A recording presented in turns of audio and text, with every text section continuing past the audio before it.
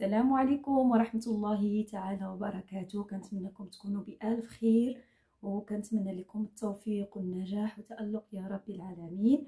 اليوم جبت لكم واحد الوصفة رائعة، واحد الوصفة زوينة، واحد الوصفة الربانية اللي غادي تهنيكم من بزاف ديال المشاكل كالجهاز التنفسي او السعال الحاد، الكحبة اللي كتخنق، الكحبة العامرة او الكحبة الخاوية. يعني هاد الوصفه هذه كتليق ليهم بجوج، الكحبه الخاويه والكحبه العامره والضيق التنفس، او اللي كيتناولوا الربو غادي يحيدوا الربوس، غادي يتهناو منه بخطره.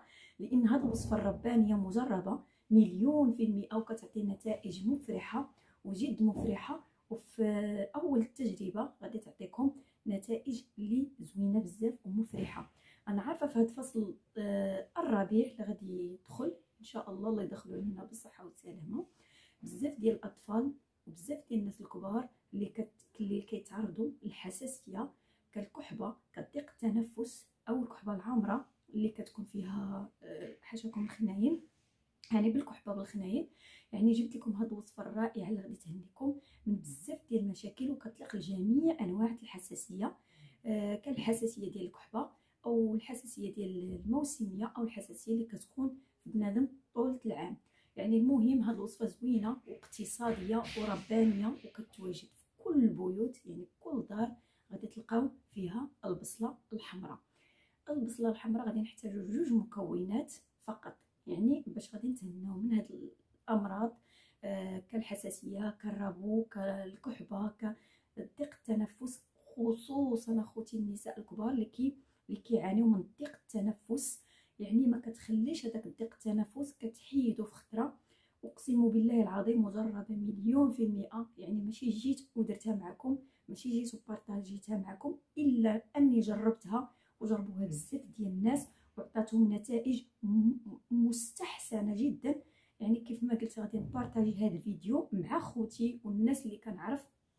يعني حتى نتوما هذا الفيديو هذا كنتمنى من الله انكم تبارطاجيوه مع الناس اللي كتعرفوا وخوتكم، باش توصل الاستفاده والافاده للجميع يا رب العالمين. كيف ما قلت لكم اخوتي، خصوصا مساكن واحد النقطه بغيت نوضحها لكم. بزاف الدراري الصغار كيبقاو فيا مساكن بزاف فيهم الحساسيه، خصوصا بزاف بزاف بزاف، نسبه كبيره او نقول كل شيء تقريبا كيعاني من الحساسيه وضيق التنفس والكحبه العامره والكحبه الخاويه. يعني كتبرز لنا بزاف الحياه ديالنا، خصوصا ملي كتشوفي الطفل ديالك كيكحب حتى كيجيف او حتى كيرد دوك حاشاكم هذوك الخناين، يعني انت كتاثري وكتعصبي. يعني جبت لك الحل الدواء الرباني، الدواء اخوتي، دواء رباني اللي صحي وغادي يهنيكم من بزاف ديال المشاكل. يعني خليونا من الزيت والثومه او الاشعار، يعني هذا الدواء مجرد مليون في المئة، ويتناولوه حتى الناس الكبار او الصغار او جميع، يعني جميع الناس يتناولوه، لانه صحي وزوين بزاف ومفيد لصحتك ولوليداتك وكاع الناس اللي كتعرفي كيعانيو من هذا المشكل. بارطاجي معاهم الفيديو باش يدي الاجر ويستافدوا ويديو منك الافاده اختي اخويا. بالنسبه اخوتي غادي نحتاجو كيف ما قلت لكم بصله حمراء، هي هذه، انا غادي نقربها لكم في الكاميرا. غادي نحتاجو بصله حمراء، تكون حمراء ماشي البيضه، الحمراء اخوتي غادي نعاود نقولها، تكون بصله حمراء، هي هذه. غادي تشدوها اخوتي، غادي تنقيوها وتغسلوها. انا ما بغيتش نطول عليكم فيديو.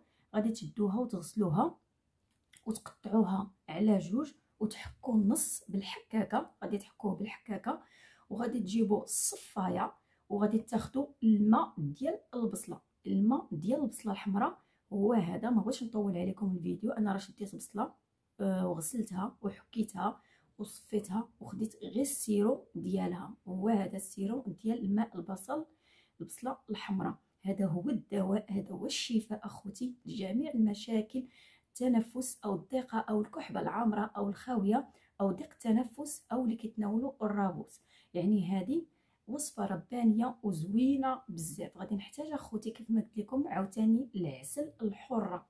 العسل الحره هي هذه ديال الكاليبتوس. يعني الا كانوا غيتناولوا الدراري الصغار العسل، ما ديروش ليهم العسل الدغموس، لان العسل الدغموس مجهد عليهم بزاف ويقدر ياثر ليهم في حوايج اخرى.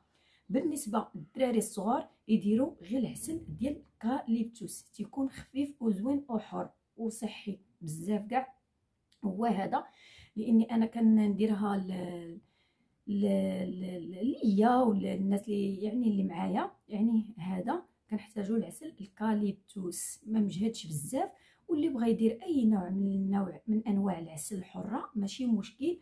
غير بالنسبه للكبار يديروا الدغموس او العسل الليمون حر، ولكن بالنسبه للدراري الصغار الكاليبتوس هو اللي صحي ليهم وزوين ليهم وما مجهدش على صحتهم. وكيف ما قلت راه كلشي كيخاف على وليداتو، هذاك الشيء باش بغيت كلشي نوضحوا في هذا الفيديو. ديروا لهم العسل الكاليبتوس للدراري الصغار او الكبار اللي كان المهم. ولا كتب ولا عندكم الدغموس ما ديروش للدراري الصغار ولكن تناولوه نتوما. هذه النقطه اللي بغيت نشير ليها خوتي. وكيف ما قلت لكم هذا راه الماء ديال البصل، هذا هو السيرو ديال البصله اللي مغسوله ومقطعه ومصفيه، وخديت غير الماء ديالها. هو هذا خوتي تبارك الله. راه غير نص بصله راه كتعطيك كاس ديال الدواء، كاس ديال البصل. يعني غادي يعني تضرب ليك واحد 4 ايام او 5 ايام باش ما تخسرش لك اختي او خويا. غادي ديروها في الثلاجه، يعني ماشي تخليوها برا. يعني واخا الجو بارد دابا ما تخليوهاش برا، غير هي ديروها في الثلاجه. او ملي تبغيو تعطيوها لوليداتكم خرجوها واحد قبل واحد نص ساعه بما ما يعني تحيدات هذيك البروده. كاين اللي مثلا فيه حساسيه ديال البروده عاد تجهد له الكحبه. حنا غادي نتفاداو هاد المشاكل وغادي نخرجوا هاد الوصفه هذه قبل بشي نص ساعه، عاد نعطيوها للاطفال ديالنا يتناولوها. كيف ما قلت لكم اخوتي يتناولوها اما قبل من الاكل او مورا الاكل، هذاك الشيء كيبقى الاختيار ديالكم. ولا كان مثلا الحاله مثلا مجهده بزاف عطيوها حتى 2 مرات في النهار، يكون في الصباح وبالليل قبل ما ينعس. يعني غادي تحسوا بالرحمه والصدر ديالو غادي تفوه، وغادي يبقى دوك الخنين حاشاكم غادي يبقى يخرجهم بزاف من الانف ديالو. يعني داك الخنون اللي كتسد لهم ضيق التنفس وكتعطيهم الكحبه اللي يعني كدير لهم الكحبه بزاف غادي يتهناو منها. كيف ما قلت لكم اخوتي المهم الكحبه ملي تلفت حاشاكم خنونه ملي كتخرج بزاف من النيف، يعني الصدر كيخوى لينا من الخنين او كتخرج من الفم ديال الاطفال كتخرج حتى من الكبار. يعني كيف ما قلت لكم اخوتي هذه الوصفه زوينه بزاف، وكما وعدتكم منين فتحت القناه قلت لكم غندير لكم وصفات غير مكلفه ومجربه 100%. ما تشوفونا حتى فيديو الا مجرب وكيعطي النتائج اللي ما غاديش تحشمني مع الناس. كيف ما قلت لكم اخوتي غادي نبداو دابا الوصفه ديالنا. غادي نشد واحد زلافه، هي هذه. غادي نشد واحد زلافه خوتي. غادي ندير هذاك الماء د البصله، غادي نكبو كامل الماء د البصله كامل غادي يتكب. هي هذه، هذا الماء د البصله مصفيه، كناخذوا غير السيرو ديالها فقط. غادي ندير عليها هذاك العسل الحره، هي هذه عسل حره خوتي، هذه ديال الكاليبتوس.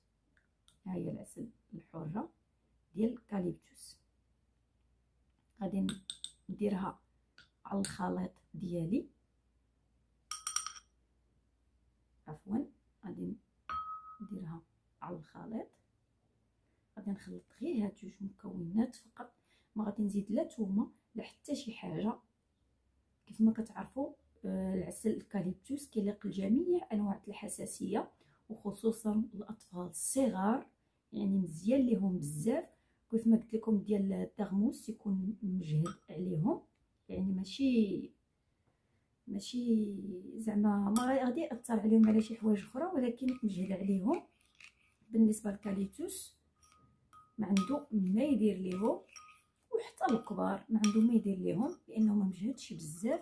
وكيف ما كتعرفوا هو راه كيليق جميع انواع الحساسيه. غادي نخلط هاد الماء هاد السيرو هذا مع العسل والماء البصل، غادي نحركو مزيان مع داك العسل. وغادي ديروه في شي قرعه تكون نقيه، شي قرعه تكون نقيه خوتي ديال الدجاج، من الاحسن تكون دجاج وتكون محكمه بالماء طايب. عاد نديرو السيرو ديالنا في شي قرعه وغادي تطيح على وليداتكم او نتوما الرحمه بهذا السيرو اخوتي. عرفتوا راه وصفه راه بانيه ومجربه، جميع انواع الحساسيه، وغير كيف ما قلت لكم غير مكلفه. حنا درنا العسل كتير شويه ديال الحر باش نحيدوا هذيك المروره ديال البصله الحمراء، وحتى الاطفال ديالنا يتناولوها، وحتى الكبار كاع. الكبار مع شي مشكل، ولكن الصغار اللي كيلقاو مشكل يعني كثرت شويه العسل الحره ما غاديش تاثر عليهم، وبالنسبه غتعطيهم واحد الحلاوه اللي غادي يقدروا يتناولوها هما.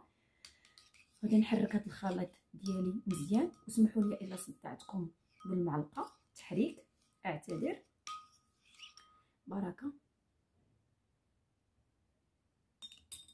هي هذه اخوتي الوصفه ديالنا، كما قلت لكم سيرو طبيعي، صايبنا سيرو طبيعي اللي غادي يهنيكم من بزاف ديال المشاكل، جميع انواع الحساسيه. كيف ما قلت لكم الرا اللي كيدير رابو، او ضيق التنفس، او مثلا اللي فيه الكحبه العامره او الخاويه، والكحبه اللي كتكون العامره اللي كتطلق لينا الخنين بزاف وكتخنقنا ديك الخنونه في الصدر ديالنا، حاشاكم غادي تهناو منها في خطره، والصدر ديال الاطفال او الكبار غادي يرتاح، وغادي تهناو من بزاف ديال المشاكل. سيرو طبيعي لاي امراه تصاوبوا، ساهل بسيط، مكونات ديما عندنا في البيوت، كما البصله الحمراء ديما موجوده عندنا في البيت، العسل الحره ديما عندنا في الدار. علاش تخلي ولدك او بنتك يعني بالكحبه هكاك والحساسيه والخناين وحاشاكم، يعني هذاك الشيء كي يعني باز ليهم، والله الا باز ليهم الصراحه. ديك الكحبه صعيبه بزاف، وبنادم اللي كيكحب بزاف راه مجهود كيعطيه. بالنسبه خوتي كنتمنى الشفاء لجميع الناس، واللي مريض الله يشافيه، واللي كيتمنى شي حاجه يا ربي تحققها له من هذا الفيديو. وكنحماق عليكم كاملين، وبلا بكم راه القناه راه والو. وبالنسبه كنتمنى من الله، ان هذا الفيديو يوصل في هذا الوقت، يوصل لنسبه كبيره ديال الناس، باش مساكن يتشافاو ويلقاو الشفاء يا رب العالمين. وربي اللي كيشافي كل واحد غادي يلقاو يعني الشفاء من هذا الدواء. وكنتمنى انهم يلقاو الشفاء، لان بزاف ديال الناس انهم تعالجوا غير من هذا السيرو هذا، اقسم بالله العظيم يعني تهناو من بزاف ديال المشاكل، حتى ضيق التنفس. حتى النساء كيتعرضوا بزاف ضيق التنفس، الاعصاب، الروتين اليومي يعني كيدير هذاك ضيق التنفس. تناولي اختي غير هذه الوصفه او خويا، وغادي تهناو من مشاكل ضيق التنفس، وغيولي عندكم تنفس يعني زوين، وتنفس هوائي، يعني الصدر ديالك كيتهوى.